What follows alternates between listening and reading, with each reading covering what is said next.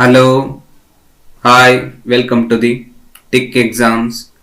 ನಾನು ನಿಮ್ಮ ಪ್ರೀತಿಯ ಅರುಣ್ ಕುಮಾರ್. ನಾವು ಡಿಸ್ಕಸ್ ಮಾಡ್ತಿರ್ತಕ್ಕಂಥದ್ದು ಪರಿಸರ ಅಧ್ಯಯನ. ಪರಿಸರ ಅಧ್ಯಯನದಲ್ಲಿ ಇದುವರೆಗೆ 2 ಅಧ್ಯಾಯಗಳನ್ನು ನಾವು ನೋಡಿದ್ದೇವೆ ಮತ್ತು 3ನೇ ಅಧ್ಯಾಯದಲ್ಲಿ ಪರಿಸರ ವ್ಯವಸ್ಥೆಯ ಕಾರ್ಯಗಳಿಗೆ ಸಂಬಂಧಪಟ್ಟಂತೆ ಆಹಾರದ ಒಂದು ಸರಪಳಿಯನ್ನು ನಾವು ನೋಡಿದ್ದೇವೆ. ಇದರಲ್ಲಿ ಮುಖ್ಯವಾಗಿ ಈ ಒಂದು ಪರಿಸರ ವ್ಯವಸ್ಥೆಯ ಕಾರ್ಯಗಳಲ್ಲಿ ನಾವು 3 ರೀತಿಯ ಒಂದು ಅಂಶವನ್ನು ನಾವು ಆಲ್ರೆಡಿ ನೋಡಿದ್ದೇವೆ. ಅದರಲ್ಲಿ ಮೊದಲನೇದು ಶಕ್ತಿಯ ಅರಿವು ಹಾಗೂ ಈ ಶಕ್ತಿಯ ಅರಿವಲ್ಲಿ 3 ರೀತಿಯ ಒಂದು ಹಂತವನ್ನು ನಾವು ನೋಡಿದ್ದೇವೆ. ಅದರಲ್ಲಿ ಆಹಾರದ ಸರಪಳಿ, ಆಹಾರದ ವೆಬ್ ಮತ್ತೆ ಪರಿಸರದ ಪಿರಮಿಡ್ಗಳು. ಈಗ ಒಂದೊಂದಾಗೆ ನೋಡ್ತಾ ಹೋಗೋಣ. ನಾವು ಇದರ ಮೊದಲನೇ ಭಾಗದಲ್ಲಿ ಆಹಾರದ ಸರಪಳಿ ಬಗ್ಗೆ ನಾವು ನೋಡಿದ್ದೇವೆ. ಈ ಒಂದು ಭಾಗದಲ್ಲಿ ಆಹಾರದ ವೆಬ್ ಅಂದ್ರೆ ಏನು ಅಂತೇಳಿ ನೋಡೋಣ. ಆಹಾರದ ವೆಬ್ ಅಂದ್ರೆ ತುಂಬಾ ಸುಲಭ. ಅಂದ್ರೆ ಒಂದು ಫುಡ್ ವೆಬ್ ಅಂತ ಹೇಳ್ಬಿಟ್ಟು, ಒಂದು ಪರಿಸರದಲ್ಲಿ ಯಾವ ರೀತಿ ಒಂದು ಪ್ರಾಣಿಯಿಂದ ಮತ್ತೊಂದು ಪ್ರಾಣಿಗೆ ಆಹಾರವಾಗಿ ಒಂದು ಪರಿಸರದಲ್ಲಿ ಆಹಾರದ ವ್ಯವಸ್ಥೆ ತನ್ನ ಒಂದು ಕೊಂಡಿಯನ್ನ ಬೆಸೆದುಕೊಂಡಿದೆ ಅಂತೇಳಿ ನೋಡೋದಕ್ಕೆ ನಾವು ಚಿಕ್ಕ ಒಂದು ಹಂತದಿಂದಲೂ ನೋಡ್ತಾ ಇದ್ದೇವೆ. ಒಂದು ಪ್ರಾಣಿ ಮತ್ತೊಂದು ಪ್ರಾಣಿಯನ್ನ ತಿಂದು ಬದುಕುತ್ತೆ ಈ ಒಂದು ವ್ಯವಸ್ಥೆಯಲ್ಲಿ.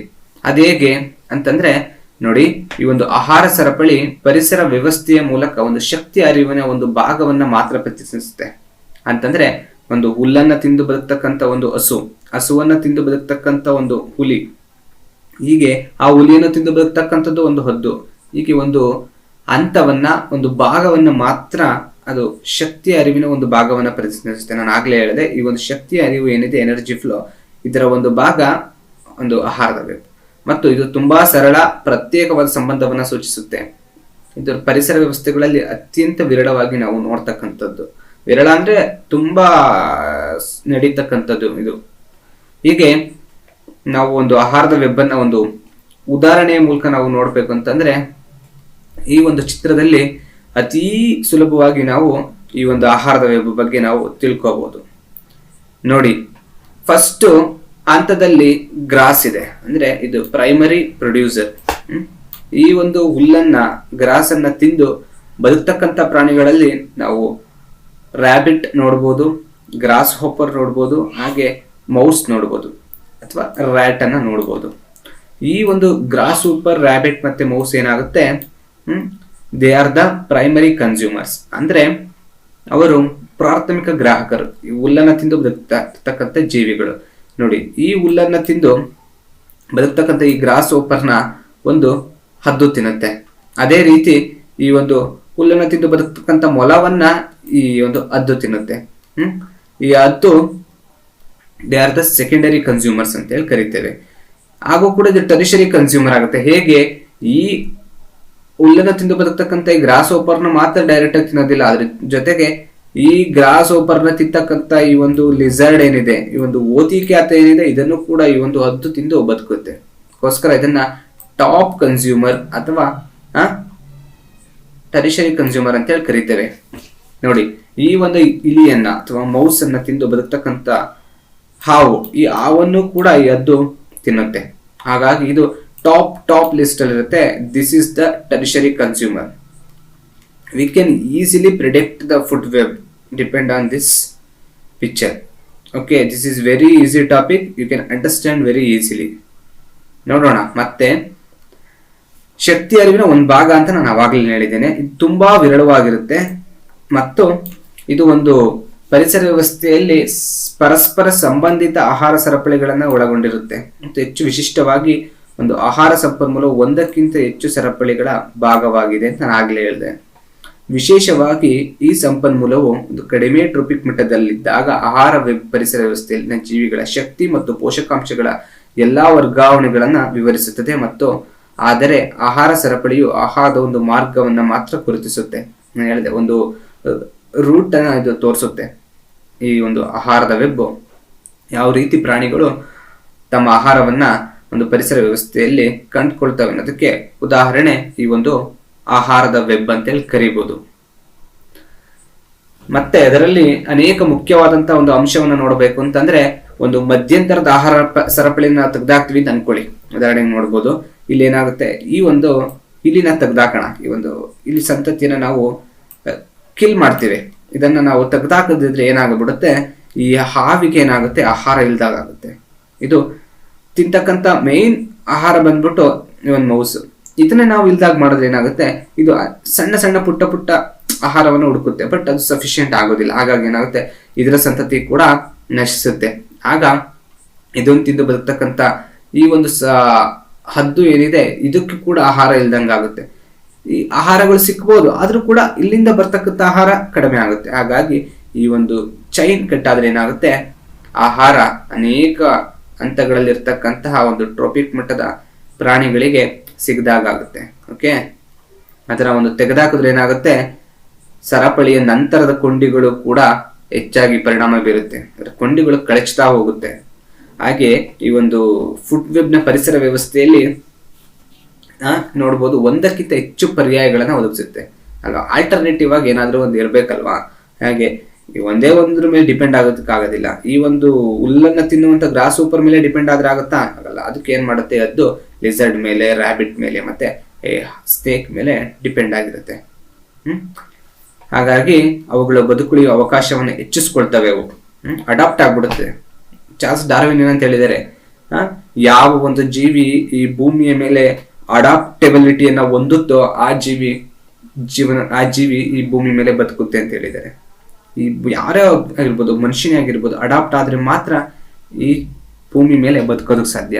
ಇಲ್ಲ ಅಂತಂದ್ರೆ ಆಗೋದಿಲ್ಲ ಬದುಕೋದಕ್ಕೆ ಅಲ್ವಾ. ನಾವು ಉದಾಹರಣೆ ಮೂಲಕ ಹೇಳಿದ್ದೀನಿ. ನೆಕ್ಸ್ಟ್ ಇನ್ನೂ ಒಂದೆರಡು ಇಂಪಾರ್ಟೆಂಟ್ ಪಾಯಿಂಟ್ ನೋಡಬೇಕು ಈ ಆಹಾರದ ಒಂದು ಲಭ್ಯತೆ ಬಗ್ಗೆ ಅಂತಂದ್ರೆ, ಮತ್ತೆ ಆಹಾರದ ಆದ್ಯತೆ ಬಗ್ಗೆ ನೋಡಿ. ಎಷ್ಟು ಒಂದು ಇಂಟ್ರೆಸ್ಟಿಂಗ್ ಆಗಿದೆ, ಒಂದು ಲಭ್ಯತೆ ಮತ್ತೊಂದು ಆದ್ಯತೆ. ಒಂದು ಆಹಾರದ ಲಭ್ಯ ಇದೆ ನನಗೆ, ಇವಾಗ ನನಗದು ಸಿಗುತ್ತೆ ಈಸಿಯಾಗಿ, ಬಟ್ ನಾನು ಇನ್ನೊಂದು ಪ್ರಿಫರ್ ಮಾಡ್ತೇನೆ. ಇದು ನಾವು ಕಾಲೋಚಿತವಾಗಿ ಬದಲಾಯಿಸ್ಬೋದು.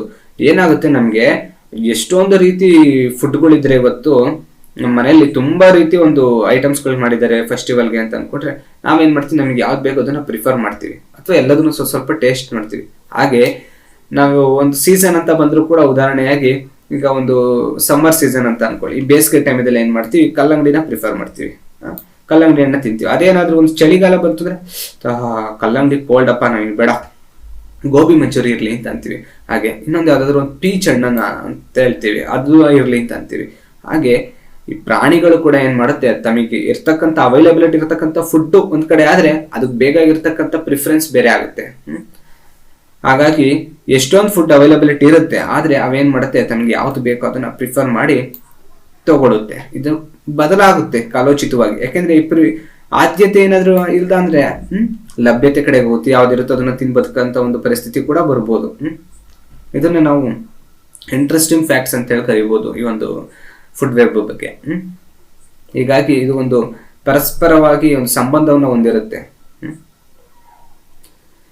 ನೆಕ್ಸ್ಟ್ ನಾನು ಆವಾಗಲೇ ಹೇಳಿದೆ, ಈ ಎನರ್ಜಿ ಫ್ಲೋ ಅಲ್ಲಿ 3 ರೀತಿ ಒಂದು ಹಂತವನ್ನ ನೋಡ್ಬೋದು ಅಂತೇಳಿ. ಅದರಲ್ಲಿ ಮೊದಲನೇದು ಆಹಾರ ಸರಪಳಿಯನ್ನ ನಾವು ನೋಡಿದ್ದೇವೆ, ಎರಡನೇದು ಬಂದ್ಬಿಟ್ಟು ಫುಡ್ ವೆಬ್, ಮೂರನೇದು ಬಂದ್ಬಿಟ್ಟು ಎಕಲಾಜಿಕಲ್ ಪಿರಮಿಡ್ಸ್ ಅಂತ ಹೇಳಿದ್ದೆ. ಅದೇ ಒಂದು ಇದು ಮೂರನೇದು ಪರಿಸರದ ಪಿರಮಿಡ್ಗಳು ಅಂತ ಕರಿತೇವೆ. ನೋಡೋಣ ಏನಿದೆ ಪರಿಸರ ಪಿರಮಿಡ್ಗಳಲ್ಲಿ ಅಂತ. ನಾವು ಪಿರಮಿಡ್ಗಳನ್ನ ಆಲ್ರೆಡಿ ಕೇಳಿದ್ದೀವಿ. ಇಲ್ಲಿ ಈ ಒಂದು ಈಜಿಪ್ಟ್ ನ ಮಮ್ಮಿಗಳು ಅಂತ ಹೇಳಿ ಕರಿತೇವೆ, ಅಲ್ಲಿ ಪಿರಮಿಡ್ಗಳನ್ನ ಕಟ್ಟಿರ್ತಾರೆ. ಅದು ಯಾವ ರೀತಿ ಇರುತ್ತೆ, ಒಂದು ಅಪ್ರೈಟ್ ಇರುತ್ತೆ, ಅಂದ್ರೆ ಈ ತರ ಇರುತ್ತೆ ವರ್ಟಿಕಲ್ ಶೇಪ್ ಅಲ್ಲಿ, ಅಥವಾ ಡೌನ್ವರ್ಡ್ ಇರುತ್ತೆ. ಈ ರೀತಿ ಒಂದು ಅಪ್ರೈಟ್ ಇರುತ್ತೆ, ಇನ್ನೊಂದು ಇನ್ವರ್ಟೆಡ್ ಅಂತ ಹೇಳಿ ಕರಿತೀವಿ, ಈ ರೀತಿ ಇರುತ್ತೆ. ಸೊ ನೋಡೋಣ ಈ ಒಂದು ಪರಿಸರ ಪಿರಮಿಡ್ಗಳಲ್ಲಿ ಏನೇನಿದೆ ಅಂತೇಳಿ ನಾವು ಒಂದು ರೇಖಾಚಿತ್ರದ ಮೂಲಕ ವ್ಯಕ್ತಪಡಿಸಬಹುದು ಅಂತೇಳಿ ಕರಿತೇವೆ. ಇವನ್ನೇ ನಾವು ಪಿರಮಿಡ್ಗಳಂತ ಕರಿತೀವಿ. ಹೆಸರು ಬಂದಿರೋದಕ್ಕೆ ಕಾರಣನೇ ಒಂದು ಡಯಾಗ್ರಾಮಿಟಿಕಲಿ ರಿಪ್ರೆಸೆಂಟ್ ಮಾಡ್ಬೋದು ಅಂತೇಳಿ ಅಷ್ಟೇ. ನೆಕ್ಸ್ಟ್ ನೋಡೋಣ ಈ ಒಂದು ಏನೇನಿದೆ ಇದರಲ್ಲಿ ಅಂತೇಳಿ. ಒಂದು ಆಹಾರದ ಉತ್ಪಾದಕ ಪಿರಮಿಡ್ ನ ಮೂಲವನ್ನ ರೂಪಿಸುತ್ತೆ ಅಲ್ವಾ. ಈ ಒಂದು ಪಿರಮಿಡ್ ಅಂತ ನಾನು ಆಗ್ಲೇ ಹೇಳಿದ್ರೆ ಇಲ್ಲಿ ಅನೇಕ ಲೆವೆಲ್ಗಳು ಬರುತ್ತೆ. ಅಲ್ಲಿ ಏನ್ ಮಾಡುತ್ತೆ, ಇದು ಮೇನ್ ಪ್ರೊಡ್ಯೂಸರ್ಸ್ ಯಾರು ಇರ್ತಾರೆ ಅವ್ರನ್ನ ಇದು ರೂಪಿಸುತ್ತೆ. ಅದಕ್ಕೆ ನಾವು ಇದನ್ನ ಅದರದ ಮೂಲ ಅಂತ ಹೇಳಿ ಕರಿತೀವಿ, ಉತ್ಪಾದಕರನ್ನ.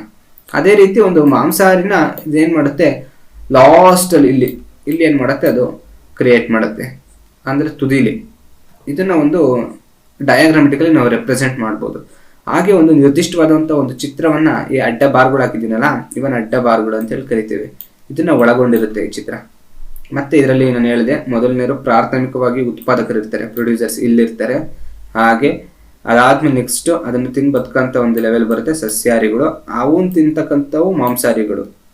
ಹೀಗೆ ಮೇಲೆ ಹೋಗ್ತಾ ಇರುತ್ತೆ ಈ ಒಂದು ಡಯಾಗ್ರಾಮ್ ಅಲ್ಲಿ. ಇವನ್ನು ನಾವು ಪಿರಮಿಡ್ ಅಂತೀವಿ. ನೋಡಿ, ಈ ಒಂದು ಪ್ರತಿ ಒಂದು ಅಡ್ಡ ಬಾರ್ ಇದೆಯಲ್ಲ, ಇದರ ಉದ್ದ ಪರಿಸರ ವ್ಯವಸ್ಥೆಯನ್ನ ಪ್ರತಿ ಒಂದು ಮಟ್ಟದಿರ್ತಕ್ಕಂಥ ಒಟ್ಟು ವ್ಯಕ್ತಿಗಳನ್ನ ಸೂಚಿಸುತ್ತೆ. ಇಲ್ಲಿ ಎಷ್ಟಿದ್ದಾರೆ ಅಂತೇಳಿ. ಇಲ್ಲಿ ಪ್ರೊಡ್ಯೂಸರ್ಸ್ ಸಸ್ಯಗಳು ಎಷ್ಟೊಂದು ಇರುತ್ತೆ, ಲೆಕ್ಕ ಹಾಕೋದಕ್ಕೆ ಆಗೋದಿಲ್ಲ. ಈಗ ಇವನ್ ಹೆಂಗ್ ಲೆಕ್ಕ ಹಾಕ್ತೀವಿ ಅನ್ನೋದನ್ನ ನೆಕ್ಸ್ಟ್ ನಾವು ಇದರಲ್ಲಿ ಇರ್ತಕ್ಕಂಥ 3 ಪಿರಮಿಡ್ಗಳು ಬರ್ತವೆ, ಅದ್ರ ಮೂಲಕ ನಾವು ನೋಡೋಣ. ಹಾಗೆ ಒಂದು ನಿರ್ಮಾಪಕರು ಒಂದು ಮಟ್ಟದಿಂದ ಗ್ರಾಹಕ ಮಟ್ಟಕ್ಕೆ ಹೋಗ್ತೀವಲ್ಲ ಮೇಲ್ಗಡೆಗೆ, ಅವರು ಒಂದು ಪ್ರತಿ ಹಂತದಲ್ಲಿ ನಾವು ನೋಡ್ತೀವಿ ಜೀವಿಗಳ ಸಂಖ್ಯೆ ನೋಡ್ಬೋದು, ನಂಬರ್ ನೋಡ್ಬೋದು, ಹಾಗೆ ಬಯೋಮಾಸ್ ಅದ್ರ ತೂಕ ನೋಡ್ಬೋದು. ಹೀಗೆ ಶಕ್ತಿಯು ಕ್ರಮೇಣ ಕಡಿಮೆ ಆಗುತ್ತೆ ಮೇಲೆ ಹೋದಂಗೆ ಅಂತ ನಾವು ಆಗ್ಲೇನೆ ಲಾಸ್ಟ್ ಪಾರ್ಟ್ 1 ನಾವು ಇದನ್ನ ಡಿಸ್ಕಸ್ ಮಾಡಿದ್ವಿ. ಈ ಒಂದು ಡಯಾಗ್ರಾಮ್ ಏನಿದೆಯಾ, ಇದ್ರ ಆಕಾರನ ಡಿಸೈಡ್ ಮಾಡುತ್ತೆ, ಐದರ್ ಅಪ್ರೈಟ್ ಆರ್ ಎನ್ ಇನ್ವರ್ಟೆಡ್ ಅಂತ ಹೇಳ್ಬಿಟ್ಟು. ಈಗ ಒಂದೊಂದಾಗಿ ನೋಡ್ತಾ ಹೋಗೋಣ. ಓಕೆ, ಈ ಒಂದು ಪರಿಸರ ಪಿರಮಿಡ್ಗಳಲ್ಲಿ ನಾವು ಆಗ್ಲೇ ಹೇಳಿದೆ 3 ವರ್ಗಗಳಾಗಿ ನೋಡ್ತೀವಿ. ಒಂದು ನಂಬರ್ ಪಿರಮಿಡ್ ಅಂತ ಕರಿತೀವಿ, ಅಂದ್ರೆ ಅದ್ರ ಸಂಖ್ಯೆಗಳ ಪಿರಮಿಡ್. ಎರಡನೇದು ಬಯೋಮಾಸ್ ಪಿರಮಿಡ್ ಅಂತ ಹೇಳಿ ಕರಿತೀವಿ, ಅಂದ್ರೆ ಅದಿರ್ತಕ್ಕಂತಹ ಒಂದು ಬಯೋಮಾಸ್ ಅಂದ್ರೆ ಅದ್ರದ್ದು ಒಂದು ತೂಕ ಎಷ್ಟಿದೆ ಅಂತ ಹೇಳಿ ನಾವು ಅದ್ರ ಮೇಲೆ ಡಿಪೆಂಡ್ ಮಾಡ್ಬೋದು. ಇನ್ನೊಂದು ಎನರ್ಜಿ ಪಿರಮಿಡ್, ಅದ್ರಲ್ಲಿ ಎಷ್ಟು ಶಕ್ತಿ ಇದೆ ಆ ಒಂದು ಟ್ರೋಪಿಕ್ ಲೆವೆಲ್ ಅಲ್ಲಿ ಅನ್ನೋದ್ರ ಮೇಲೆ ಈ ಪಿರಮಿಡ್ ನ ನಾವು ಡಿಸ್ಕಸ್ ಮಾಡ್ಬೋದು. ಈಗ ಒಂದೊಂದಾಗಿ ನೋಡ್ತಾ ಹೋಗೋಣ. ಫಸ್ಟ್ನೇ ಬಂದ್ಬಿಟ್ಟು ಸಂಖ್ಯೆಗಳ ಪಿರಮಿಡ್, ಅಂದ್ರೆ ನಂಬರ್ ಪಿರಮಿಡ್ ಅಂತ ಹೇಳಿ ಕರಿತೀವಿ. ಈ ನಂಬರ್ ಪಿರಮಿಡ್ ಅಲ್ಲಿ ಏನೇನಿರುತ್ತೆ ಅಂದ್ರೆ ಒಂದು ಪಾಪ್ಯುಲೇಷನ್ ನಾವು ಇದರಲ್ಲಿ ನಾವೇನ್ ಮಾಡ್ಬೋದು, ಡಿಸ್ಕಸ್ ಮಾಡ್ತಾ ಹೋಗ್ಬೋದು ಅಲ್ವಾ.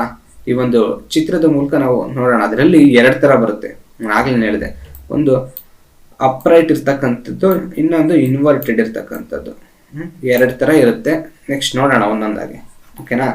ಇದ್ರಲ್ಲಿ ಏನಾಗುತ್ತೆ, ಮೈನ್ ಈ ಟ್ರೋಪಿಕ್ ಲೆವೆಲ್ ಅಲ್ಲಿ ಮೊದಲೇನಾಗುತ್ತೆ, ಪ್ರಾಥಮಿಕವಾಗಿ ಉತ್ಪಾದಕರಿರ್ತಾರೆ. ಇಲ್ಲಿ ಉತ್ಪಾದಕರಿರ್ತಾರೆ. ವಿವಿಧ ಹಂತದ ಗ್ರಾಹಕರ ಸಂಖ್ಯೆ ನಡುವಿನ ಸಂಬಂಧವನ್ನ ಇದು ತಿಳಿಸುತ್ತೆ. ಯಾಕೆ ಒಂದು ಅನೇಕ ಜಾತಿಯ ಒಟ್ಟು ವ್ಯಕ್ತಿಗಳ ಒಂದು ಗ್ರಾಫಿಕ್ ನ ನಿರೂಪಣೆ ಆಗಿದೆ ಅಂತಾನು ಕರಿಬಹುದು. ಹಾಗೆ ಇದು ಯಾವಾಗಲೂ ನೇರವಾಗೂ ಇರ್ಬೋದು ಅಥವಾ ಇನ್ವರ್ಟೆಡ್ ಆಗೂ ಇರ್ಬೋದು, ಯಾವ ರೀತಿ ಕೂಡ ಆದ್ರೂ ಇರ್ಬೋದು ಅಂತೇಳಿ ಇಲ್ಲಿ ಹೇಳಿದ್ದಾರೆ.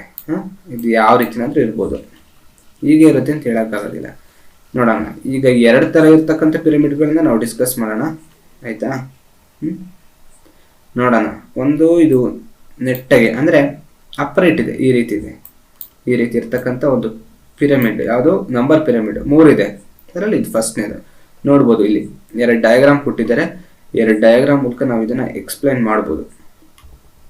ಏನಿದು ಅಪ್ರೈಟ್ ಪಿರಮಿಡ್ ಅಂದ್ರೆ, ಒಂದು ಪಿರಮಿಡ್ ಅಲ್ಲಿ ವ್ಯಕ್ತಿಗಳ ಸಂಖ್ಯೆಯನ್ನ ಕೆಳಮಟ್ಟದಿಂದ ಹೆಚ್ಚಿನ ಟ್ರೋಪಿಕ್ ಮಟ್ಟಕ್ಕೆ ಇಳಿಸಲಾಗುತ್ತೆ. ಕೆಳಮಟ್ಟದಿಂದ ಹೆಚ್ಚಿನ ಟ್ರೋಪಿಕ್ ಮಟ್ಟಕ್ಕೆ ಏನಾಗುತ್ತೆ, ಕಡಿಮೆ ಆಗ್ತಾ ಹೋಗುತ್ತೆ ಪಾಪ್ಯುಲೇಷನ್. ನೋಡಿದಿರಲ್ಲ, ಇಲ್ಲಿ ಎಷ್ಟೊಂದಿದೆ ಸಸ್ಯಗಳು. ಆಮೇಲೆ ಏನಾಗುತ್ತೆ, ಹೋಗ್ತಾ ಹೋಗ್ತಾ ಹೋಗ್ತಾ ಹೋಗ್ತಾ ಕಡಿಮೆ ಆಗ್ತಾ ಹೋಗುತ್ತೆ ಪಾಪ್ಯುಲೇಷನ್. ಇದನ್ನೇನಂತ ಕರಿತೀವಿ, ಅಪ್ರೈಟ್ ನಂಬರ್ ಪಿರಮಿಡ್ ಅಲ್ಲಿ.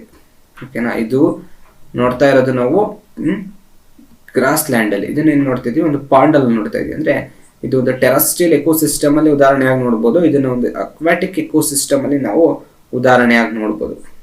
ಅಂದ್ರೆ ಇದು ಒಂದು ನೆಲದ ಮೇಲೆ, ಇದೊಂದು ನೀರಿನಲ್ಲಿ. ಓಕೆನಾ. ಈ ಒಂದು ರೀತಿಯ ಪಿರಮಿಡ್ ನಾವು ಹುಲ್ಲುಗಾವಲುಗಳಲ್ಲಿ ನೋಡ್ತೀವಿ, ಹೆಚ್ಚಾಗಿ ನೋಡ್ಬೋದು. ಯಾಕೆ ಅಂತಂದ್ರೆ ಅಲ್ಲಿ ಏನಾಗುತ್ತೆ, ಏರಳವಾಗಿ ನಾವು ಹುಲ್ಲುಗಳನ್ನು ನೋಡೋದ್ರಿಂದ ಅಲ್ಲಿ ಹುಲ್ಲನ್ನು ತಿಂದು ಬದುಕ್ತಕ್ಕಂಥ ಪ್ರಾಣಿಗಳು ಹೆಚ್ಚಾಗಿರುತ್ತೆ. ಹಾಗಾಗಿ ಒಂದರಿಂದ ಮತ್ತೊಂದು ಹಂತಕ್ಕೆ ನಾವು ಅನೇಕ ಟ್ರೋಪಿಕ್ ಮಟ್ಟಗಳನ್ನ ನೋಡ್ತಾ ಹೋಗ್ಬೋದು. ನೋಡೋಣ ಉದಾಹರಣೆಗೆ, ಯಾಕೆ ಇದು ಅಪ್ರೈಟ್ ಆಗಿದೆ ಅಂದ್ರೆ, ಒಂದು ಪ್ರೊಡ್ಯೂಸರ್ ಏನಾಗುತ್ತೆ, ಇಲ್ಲಿ ಜಾಸ್ತಿ ಇದೆ ಸಸ್ಯಗಳೇನಾಗುತ್ತೆ, ತುಂಬಾ ಇರೋದ್ರಿಂದ ಏನಾಗುತ್ತೆ, ಈ ಸಸ್ಯಗಳನ್ನ ತಿಂದು ಬದುಕ್ತಕ್ಕಂಥ ಕೀಟಗಳಿದೆಯಲ್ಲ, ಇವು ಹೆಚ್ಚಾಗುತ್ತೆ. ಇವನ್ನ ಆಟೋಟ್ರೋಪ್ಸ್ ಅಂತ ಕರಿತೀವಿ, ಪ್ರೊಡ್ಯೂಸರ್ಸ್. ಆಮೇಲೆ ಬರ್ತಕ್ಕಂಥವ್ರು ಅರ್ಬಿವರ್ಸ್, ಸಸ್ಯಾಹಾರಿಗಳು, ಸಸ್ಯವನ್ನ ತಿಂದು ಬದುಕ್ತವೆ. ಈ ಕೀಟಗಳೇನಾಗುತ್ತೆ, ಇವನ್ನ ತಿಂದು ಬದುಕ್ತಕ್ಕಂಥ ಅನೇಕ ಮೌಸ್ಗಳಿದೆ, ರ್ಯಾಟ್ಗಳಿದ್ದಾವೆ. ಇವನ್ನ ತಿಂದು ಬದುಕ್ತಕ್ಕಂಥ ಸೆಕೆಂಡರಿ ಕಾರ್ನಿವೋರ್ಸ್ ಆದಕ್ಕಂತಹ ಸ್ನೇಕ್ಸ್ ಇದೆ. ಇದನ್ನ ತಿಂದು ಬದುಕ್ತಕ್ಕಂಥ ಒಂದು ಟಾಪ್ ಕಾರ್ನಿವೋರ್ ಇದೆ, ಅದು ಯಾವುದು, ಪಿಕಾಕ್ ಅಲ್ವಾ. ನೋಡಿ ಸೆಕೆಂಡರಿ ಕಾರ್ನಿವೋರ್ಸು, ಈ ಒಂದು ರ್ಯಾಟ್ ಬಂದು ಪ್ರೈಮರಿ ಕಾರ್ನಿವೋರು, ಕೀಟಗಳು ಬಂದು ಹರ್ಬಿವೋರ್ಸು. ಓಕೆ, ಅಂದರೆ ಇದು ಇದ್ರ ಮೇಲೆ ಡಿಪೆಂಡ್ ಆಗಿರುತ್ತೆ, ಪ್ರೈಮರಿ ಪ್ರೊಡ್ಯೂಸರ್ ಮೇಲೆ, ಹೌದಲ್ವಾ. ಇದ್ರ ಮೂಲಕ ನಾವು ಇದನ್ನು ಎಕ್ಸ್ಪ್ಲೈನ್ ಮಾಡ್ಬೋದು. ಹಾಗೆ ಒಂದು ಅಕ್ವಾಟಿಕ್ ಎಕೋಸಿಸ್ಟಮಲ್ಲಿ ಬಂದರೆ ನಾವು ನೋಡ್ಬೋದು, ಒಂದು ಪಾಂಡಲ್ಲಿ ಏನಾಗುತ್ತೆ, ಅನೇಕ ರೀತಿಯ ಒಂದು ಇವೇನು ಕರಿತೀವಿ ನಾವು ಶಂಕು ಬಸವನ ಹುಳುಗಳು ಅಂತೇಳಿ ಕರಿತೀವಿ, ಇವನ್ನ ನೋಡ್ಬೋದು. ಇವನ್ನ ಏನು ಮಾಡ್ತವೆ, ಇಲ್ಲಿ ಜಾಸ್ತಿ ಇರುತ್ತೆ ನಂಬರ್, ಇಲ್ಲಿ ಹೋಗ್ತಾ ಹೋಗ್ತಾ ಏನಾಗುತ್ತೆ ಪಾಪ್ಯುಲೇಷನ್ ಕಡಿಮೆ ಆಗುತ್ತೆ. ನಾವು ಇದು ನಂಬರ್ ಅಂತೇಳಿ ಕರೆದ್ಮೇಲೆ ಪಿರಮಿಡ್ ನಂಬರ್ಗಳು ನೋಡ್ಬೇಕಲ್ವಾ. ಪಾಪ್ಯುಲೇಷನ್ ಏನಾಗುತ್ತೆ ಹೋಗ್ತಾ ಹೋಗ್ತಾ ಹೋಗ್ತಾ ಹೋಗ್ತಾ ಹೋಗ್ತಾ ಮೇಲ್ಗಡೆ ಕಡಿಮೆ ಆಗ್ತಾ ಹೋಗುತ್ತೆ. ನೋಡಿ ಇಲ್ಲಿ ಎಷ್ಟೊಂದು ಇರುತ್ತೆ ಬಸವನ ಹುಳುಗಳು. ಮೀನು ಏನಾಗುತ್ತೆ ಕಡಿಮೆ ಆಗುತ್ತೆ. ಈ ಬಸವ ಹುಳನ ಈ ಮೀನು ತಿನ್ನುತ್ತೆ. ಈ ಮೀನು ಸಂಖ್ಯೆ ಕಡಿಮೆ ಇರುತ್ತೆ ಇದು ಕಂಪೇರ್ ಮಾಡಿದ್ರೆ. ಈ ಮೀನನ್ನ ತಿಂದು ಬದುಕ್ತಕ್ಕಂಥ ಒಂದು ದೊಡ್ಡ ದೊಡ್ಡ ಮೀನುಗಳು ಇರುತ್ತೆ, ಏನಾಗುತ್ತೆ ಇವ್ರು ಸೆಕೆಂಡರಿ ಕಾರ್ನಿವೋರ್ ಅಂತ ಕರಿತೀವಲ್ಲ, ಇವ್ರ ಸಂಖ್ಯೆ ಇನ್ನೂ ಕಡಿಮೆ ಆಗುತ್ತೆ. ಅದೇ ರೀತಿ ಈ ಒಂದು ಸೆಕೆಂಡರಿ ಕನ್ಸ್ಯೂಮರ್ನ ತಿಂದು ಬದುಕ್ತಕ್ಕಂಥ ಈ ಒಂದು ಕೊಕ್ರೆ ಇರುತ್ತಲ್ಲ, ಇವು ಏನಾಗುತ್ತೆ ಇನ್ನೂ ಕಡಿಮೆ ಸಂಖ್ಯೆಯಲ್ಲಿ ನಮಗೆ ಸಿಗುತ್ತೆ. ನಾವು ತುಂಬಾ ಟಾಪಲ್ಲಿ ಹೋದಾಗ ಏನಾಗುತ್ತೆ ಅಲ್ಲಿ ಪಾಪ್ಯುಲೇಷನ್ ಕಡಿಮೆ ಆಗ್ತಾ ಹೋಗುತ್ತೆ. ಓಕೆನಾ. ನೆಕ್ಸ್ಟ್ ನಾವು ಅದರಲ್ಲಿ ಇನ್ವರ್ಟೆಡ್ ನೋಡೋಣ. ಈಗ ಅಪ್ರೈಟ್ ನೋಡಾಯ್ತು, ಇದು ಇನ್ವರ್ಟೆಡ್. ಇಲ್ಲಿ ಯಾವ ಥರ ಇದೆ ಅಂತ ನೋಡ್ಬೋದು. ಇದು ಯಾಕೆ ತಲೆ ಕೆಳಗಾಗಿದೆ ಅನ್ನೋದೇ ಒಂದು ನಮಗೆ ಕನ್ಫ್ಯೂಷನ್ ಅಂತ ಕ್ರಿಯೇಟ್ ಮಾಡ್ಬೋದು.